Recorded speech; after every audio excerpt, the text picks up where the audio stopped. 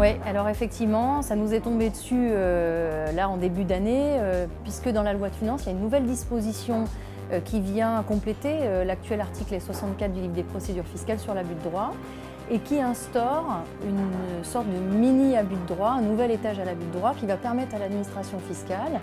de remettre en cause des opérations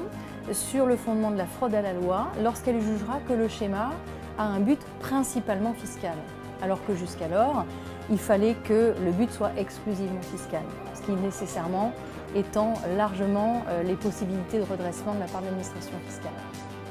Alors, la réaction de l'OREP, elle est double. La première, c'est évidemment, comme tout le monde, d'être un peu ennuyé par cette disposition, non pas dans son fondement, mais plutôt dans sa rédaction, parce que aujourd'hui, qu'est-ce que ça veut dire principalement fiscal? Et qu'on voit bien que dans cette rédaction, il y a une latitude d'appréciation de la part de l'administration fiscale qui va être extrêmement forte. Et donc ça veut dire qu'on crée une incertitude très très forte du coup juridique et fiscal dans tous les schémas patrimoniaux qu'on est susceptible de proposer. Il faudra donc que l'administration précise ce qu'elle entend par principalement fiscal. Ensuite, la réaction est peut-être un peu plus tempérée. La réaction de l'OREP par rapport à d'autres qui ont pu avoir des réactions presque allergiques, on peut les comprendre, mais on a une réaction plus tempérée parce qu'on se dit qu'au fond, on a encore des outils qui vont nous permettre, on pense au rescrit, on pense aux décisions des différentes juridictions, Conseil d'État, Cour de cassation, qui seront encore là pour rendre justice à des schémas qui sont tout à fait appropriés. Alors, pour notre part, on a une position vraiment tempérée par rapport à ce qu'on a pu lire à l'OREP sur la question de la donation de la propriété avec réserve d'usufruit. Nous sommes convaincus, et nous l'avons toujours été,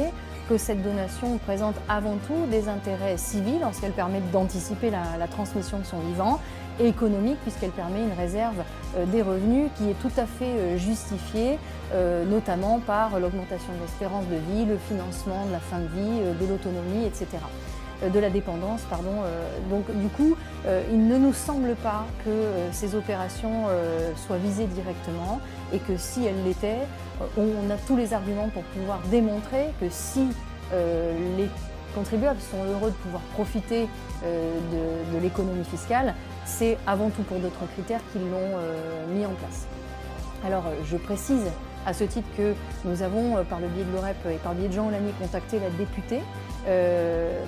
qui a déposé cet amendement et qui nous a bien précisé que les schémas de donation avec réserve d'usufruit n'étaient absolument pas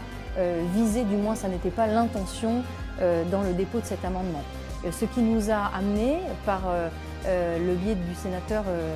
Claude Malhuret, à déposer une question ministérielle en ce sens pour que l'on nous confirme que ces opérations ne sont pas visées par la nouvelle loi.